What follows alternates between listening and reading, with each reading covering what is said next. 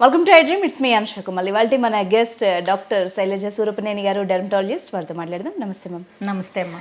Madam, చిన్న ఏజ్లో చాలా రకరకాల జుట్టు సమస్యలు చూసాం. బట్ అందరికీ మేజర్ ఇప్పుడు పెళ్ళి కావాలన్నా లేకపోతే వాళ్ళ కాన్ఫిడెన్స్ బూస్ట్ చేసుకోవాలన్నా మెయిన్ ఇష్యూ బట్టతల మేడం. మగవాళ్ళల్లో అయితే బట్టతల, ఆడవాళ్ళలో అయితే ఫోర్ హెడ్ హెయిర్ ఊడిపోవడం. సో అసలు ఎందుకు, దీనికి రీజన్స్ ఏంటి అండ్ ఎట్లా జాగ్రత్త పడాలి ముందుగానే? దీన్ని ఆండ్రోజెనిక్ అలోపేషియా అంటామమ్మా. ఓకే. సో ఇదేంటంటే ఇట్స్ హార్మోనల్ బేస్డ్ అనమాట. మేల్స్లో అయితే మేల్ ప్యాటర్న్ బాల్డ్నెస్ అంటాం, ఫీమేల్స్లో అయితే ఫీమేల్ ప్యాటర్న్ బాల్డ్నెస్ అంటాం అనమాట. సో మేల్ ప్యాటర్న్ బాల్డ్నెస్ తీసుకుందాం ఫస్ట్. మేల్ ప్యాటర్న్ బాల్డ్నెస్లో ఏంటంటే ఫస్ట్ వాళ్ళకి ఇలా ఎం షేప్లో హెయిర్ పోతుంది. అంటే ఏంటంటే ఫస్ట్ ఇట్లా ఇక్కడి నుంచి పక్కకి వెళ్ళి ఎం షేప్లో వాళ్ళకి హెయిర్ లైన్ వస్తుంది అనమాట. పల్చపడిపోతుంది ముందంతా. తర్వాత మెల్లగా కొంతమందిలో ఏంటంటే మధ్యలో centre part of the scalp మీద ఇక్కడ పోతుంది అనమాట. పోయి కొంతమందిలో టోటల్గా పోతుంది. సో ఇది అన్ఫార్చునేట్గా ఇంతకు ముందు రోజుల్లో ఏంటంటే 50s తర్వాత 40s తర్వాత చూసేవాళ్ళం.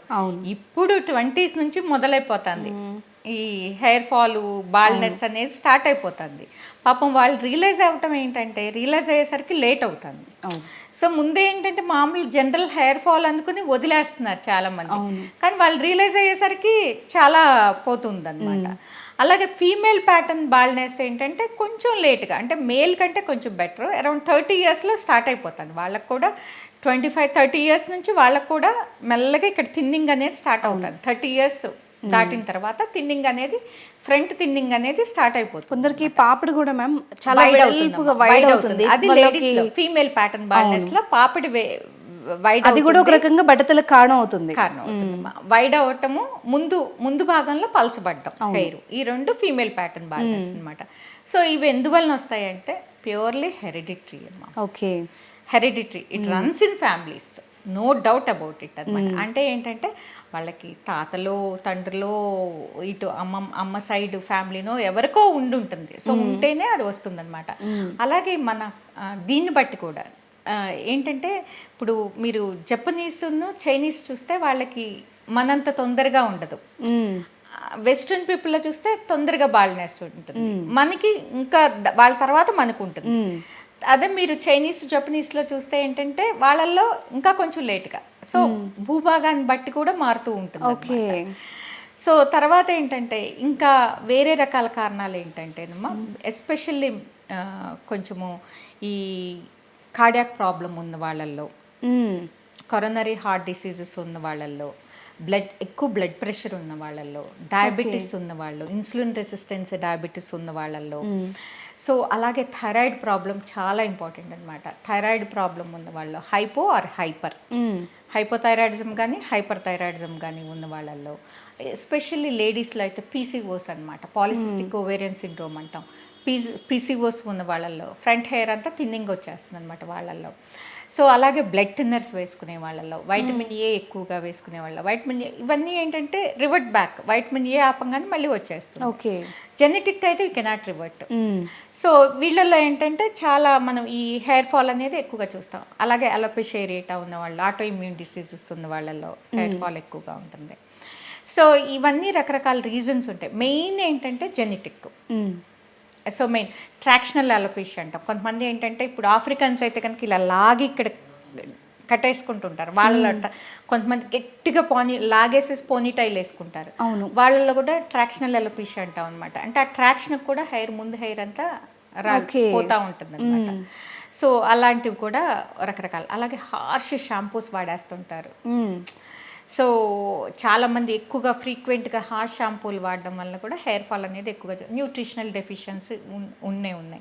ఎలాగో ఆహారంలో లోపాల వల్ల, అంటే మన బయోటిన్ కానీ, జింక్ కానీ, ఐరన్ కానీ, సెలీనియం కానీ, కాపర్ కానీ, వీటిల్లో ప్రోటీన్ కానీ, వీటిలో లోపాలు ఉన్నా కూడా మనకి హెయిర్ ఫాల్ అనేది ఎక్కువగా చూస్తుంటాం అనమాట. ఫోలిక్ యాసిడ్ డెఫిషియన్సీలో కూడా ఎక్కువగా చూస్తుంటాం అనమాట. సో ఇలా ఆహారంలో లోపాలు ఉన్నా కూడా ఎక్కువగా చూస్తుంటాం అనమాట. సో వీటికి ట్రీట్మెంట్లు ఏంటి? సో కారణాలు తెలిసింది. జెనెటిక్ అయితే ఏమీ చేయలేము, కాకపోతే ఏంటంటే ఎర్లీగా మనం డయాగ్నోస్ చేసుకుని ఎర్లీగా ట్రీట్మెంట్ ఉంటే కనుక యూ కెన్ ప్రివెంట్. ఓకే, అలా కాదు అంటే కనుక మనకి చాలా తొందరగానే బట్టతలు రావడానికి అవకాశం ఉంటుంది అనమాట. సో మెడికల్ మేనేజ్మెంట్ ఎలా ఉంటుంది? మెడికల్ మేనేజ్మెంట్ ఏంటంటే మినాక్సిడిల్ సొల్యూషన్ వాడడము. లేడీస్లో అయితే 2%, జెంట్స్లో అయితే 5% మినాక్సిడిల్ సొల్యూషను. దాని తర్వాత ఏంటంటే మనకి వీటితో కూడా కంట్రోల్ అవ్వకపోతే బయోటిన్ సప్లిమెంట్స్ ఇవ్వడము, అలాగే మెన్లో అయితే ఫినిస్టిడిన్ ట్యాబ్లెట్స్ ఇవ్వడము. సో అలా వాడడం ద్వారా కూడా మనకి కంట్రోల్ అవ్వడానికి అవకాశం ఉంటుంది అన్నమాట. సో ఇదే కాకుండా ఏంటంటే ఇంకా రకరకాల ట్రీట్మెంట్స్ అనేది అందుబాటులోకి వచ్చినాయి. ఒకటి ఏంటంటే పిఆర్పి, అంటే ఏంటంటే మన బ్లడ్ తీసి 10 ml బ్లడ్ తీసి సెంట్రిఫ్యూజ్ చేసి plasma concentration, platelet concentration inject చేయడం అనమాట. ఓకే. గ్రోత్ ఫ్యాక్టర్తో కలిపి ఇంజెక్ట్ చేయడం ద్వారా కొంతవరకు స్టిమ్యులేట్ చేయొచ్చు. సో హెయిర్ గ్రోత్ని స్టిమ్యులేట్ చేయొచ్చు. ఇది కూడా మెడికల్ మేనేజ్మెంట్ కిందే వస్తుంది.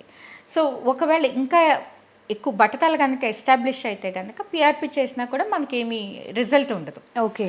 సో పోయిన దగ్గర రాదు బట్టతలు కనుక ఉంటే. అప్పుడు ఏంటంటే ఓన్లీ థింగ్ ఏంటంటే మనము hair transplant. Okay. Hair transplant ద్వారా మనం హెయిర్ కనుక ఇంప్లాంట్ చేస్తే కనుక అక్కడ ఆ హెయిర్ పెరగడానికి అవకాశం, కవర్ చేసుకోవడానికి అవకాశం ఉంటుంది అన్నమాట. అంటే ఏంటంటే మన బ్యాక్ హెయిర్ మన హెయిరే వెనకమాల, ఇప్పుడు బట్టతల అంటే ఎప్పుడు కూడా మనకి ముందు పోతుంది, ఈ వెనకమాల పక్కలన అనేది ఉండిపోతుంది, అది ఎప్పటికీ పోదు, మనం పోయే వరకు ఉంటుంది. సో ఆ హెయిర్ తీసి ముందు ఇంప్లాంట్ చేస్తాం అనమాట. ఇంప్లాంట్ చేస్తే ఇది ఇక్కడ ఎలా పెరుగుతుందో ఇక్కడ కూడా అలాగే పెరుగుతుంది. కాకపోతే గమనించుకోవాల్సింది, తెలియాల్సింది ఏంటంటే హెయిర్ ట్రాన్స్ప్లాంట్ అంటే చాలా మంది కుప్పలు తిప్పలుగా ఇంతకు ముందు ఉన్న హెయిర్ వచ్చేస్తుంది అనుకుంటారు అనమాట. అలా రాదు. మ్యాక్సిమం హెయిర్ ఫాలికల్స్ ఎన్ని పెట్టగలం? 2400 వరకు ఒక సిట్టింగ్లో పెట్టగలం. అలా మ్యాక్సిమం చేస్తే 2 సిట్టింగ్స్ ఎంత 5800 6000 ఫాలికల్స్ అయినా పెద్ద ఎక్కువ ఏం కవర్ అవ్వదు. సో పల్చగా మనం కవర్ చేయడానికి అవకాశం ఉంటుంది. అది కూడా తక్కువ భాగం అయితే కనుక బాగుంటుంది రిజల్ట్. ఎక్కువ భాగం కవర్ చేయాల్సి వస్తే కనుక, ఎక్కువ బట్టతలు కనుక ఉంటే రిజల్ట్స్ వాళ్ళు కొంతవరకునే మనం కవర్ చేయగలం అనమాట. సో వేరే వాళ్ళది పెట్టలేము, మన హెయిర్ వేరే బాడీ పార్ట్స్ నుంచి పెట్టలేము కాబట్టి. ఎందుకంటే ఇప్పుడు మనకి లెగ్ మీద, హ్యాండ్ మీద ఉన్న హెయిర్ ఇంప్లాంట్ చేస్తే ఇక్కడ ఎంత పెరుగుతుంది? మ్యాక్సిమం ఇంత పెరుగుతుంది. సో ఇంతే పెరుగుతుంది. అప్పుడు మనం హ్యాపీగా ఉంటాం.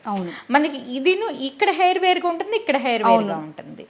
సో అందుకని ఇక్కడ హెయిరే పెట్టాలి కాబట్టి మన దగ్గర డోనార్ ఏరియాలో ఎంత ఉందో చూసుకుని, ఎంత పెట్టగలమో చూసుకుని అంతవరకే పెట్టగలం కాబట్టి మనకి వాళ్ళకి ట్రూ రిజల్ట్స్ చెప్పాలి. వాళ్ళకి ఎంతవరకు ఉంటే వాళ్ళు హ్యాపీగా ఉంటారు, ఎంతవరకు మనం కవర్ చేయగలం అనేది ముందే కౌన్సిలింగ్ చేసి వాళ్ళకి చెప్తే, వాళ్ళకి అలా చేస్తే కనుక వాళ్ళు హ్యాపీగా ఉంటారు.